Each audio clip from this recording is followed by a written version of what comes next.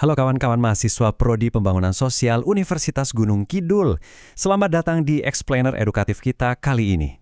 Jujur saja, saya sangat antusias hari ini karena kita bakal membedah sebuah konsep yang benar-benar akan mengubah cara pandang kalian soal birokrasi dan pelayanan publik. Kita akan bahas secara mendalam gimana caranya meruntuhkan tembok-tembok pemisah di dalam pemerintahan dan tentunya bagaimana kalian bisa menguasai pendekatan whole of government. Ini bukan sekedar teori di kelas ya, ini adalah bekal nyata untuk karir profesional kalian ke depan. Oke, untuk explainer ini kita punya 6 daftar topik yang akan kita kupas tuntas. Pertama, era post-new public management. Kedua, anatomi silo mentality. Ketiga, konsep whole of government itu sendiri. Keempat, model joined-up government. Kelima, ekosistem new public governance. Dan terakhir yang keenam, integrasi data di Indonesia. Target utamanya, supaya kalian bisa benar-benar menguasai metode ini untuk dipraktikkan langsung nanti. Yuk kita mulai! Oke, mari kita langsung masuk ke pembahasan pertama kita, era post-new public management dan kritik terhadap fragmentasi birokrasi. Kalian tahu kan, dalam sejarah kebijakan publik, kadang solusi yang kita pikir brilian justru melahirkan masalah baru.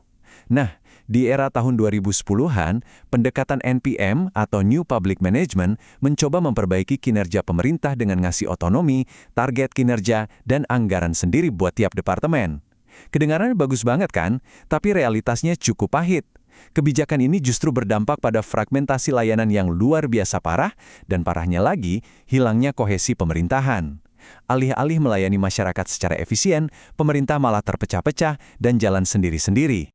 Lanjut ke bagian kedua, anatomi silo mentality atau fenomena terjebak dalam kerajaan kecil.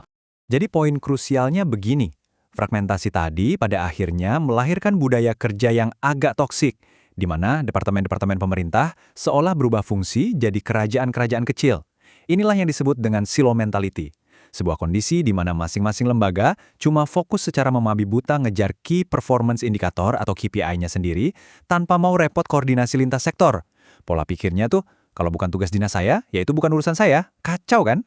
Coba deh kalian posisikan diri sebagai sebuah keluarga miskin yang lagi butuh banget bantuan komprehensif. Karena masalah sosial itu nggak kenal batas departemen. Keluarga ini terpaksa ngelewati birokrasi yang super melelahkan. Langkah pertama, mereka harus ke dinas sosial buat urusan perlindungan. Langkah kedua, pindah ke dinas pendidikan ngurus beasiswa anak. Langkah ketiga, harus ngantri lagi di dinas kesehatan buat asuransi. Dan langkah keempat, lari ke dinas koperasi buat urusan bantuan modal usaha. Bayangin aja, 4 instansi, 4 gedung yang beda, 4 formulir, dan antrian yang sama sekali nggak nyambung. Kebayang nggak sih betapa frustrasinya warga negara kita kalau terus terjebak dalam sistem kayak gini? Nah, penderitaan dari mentalitas silo tadi membawa kita ke bagian ketiga, konsep whole of government sebagai solusi integrasi utuh. Ketidakefisienan tadi jelas butuh respons yang radikal. Dan disinilah konsep whole of government atau yang biasa disingkat WOG masuk sebagai pahlawan. Apa sih WOG itu? Sederhananya, ini adalah pendekatan terintegrasi di mana seluruh aparatur pemerintah bekerja secara sinergis sebagai satu kesatuan utuh. Saya tekankan sekali lagi ya, satu kesatuan utuh. Jadi, pemerintah itu harus bertindak layaknya satu tubuh yang solid, bukan sekumpulan departemen yang terpenggal-penggal. Di sini terjadi pergeseran paradigma yang ekstrim banget. Kalau di masa lalu, pelayanan publik itu dirancang kaku berdasarkan perspektif internal organisasi pemerintah, disesuaikan dengan struktur departemen. Nah, whole of government mengubah total hal itu. Pelayanan secara fundamental dibangun murni mengelilingi perspektif kebutuhan warga. Warga itu harus menerima layanan yang mulus, langsung dapat solusi tanpa perlu ngerasain kerumitan birokrasi di belakang layar. Ini membawa kita ke bagian keempat, model joined-up government, yang memprioritaskan kebutuhan warga. Kalau kita bicara aplikasi praktis dari filosofi WOG tadi, kita bakal nemuin 3 fitur utama dari joined-up government ini. Pertama, kebijakannya terintegrasi utuh, jadi nggak ada lagi cerita kebijakan tumpang tindih. Kedua, layanan dari berbagai lintas sektor aktif disatukan di satu platform. Dan ketiga, semuanya dirancang dari perspektif kebutuhan masyarakat. Warga nggak perlu tahu dinas mana yang ngerjain, yang penting masalah mereka beres diselesaikan sama pemerintah. Sekarang kita masuk ke bagian kelima, ekosistem New Public Governance dan pentingnya membangun jaringan layanan. Konsep integrasi ini sempat dipopulerkan sama Stephen Osborne di tahun 2010 dan berkembang jadi ekosistem baru yang disebut New Public Governance. Di sistem ini, fokus birokrasi bergeser tajam ke arah pengelolaan relasi antar aktor dalam sebuah jaringan layanan publik yang saling terkait. Jadi kita nggak cuma bicara soal rantai komando vertikal ke bawah, melainkan kolaborasi, kemitraan, dan komunikasi lintas lembaga yang justru menjadi nyawa utama jalannya pemerintah. Dan ini tergambar dengan sangat apik di bagian ke-6 kita, integrasi data di Indonesia, sebagai wujud nyata semangat whole of government.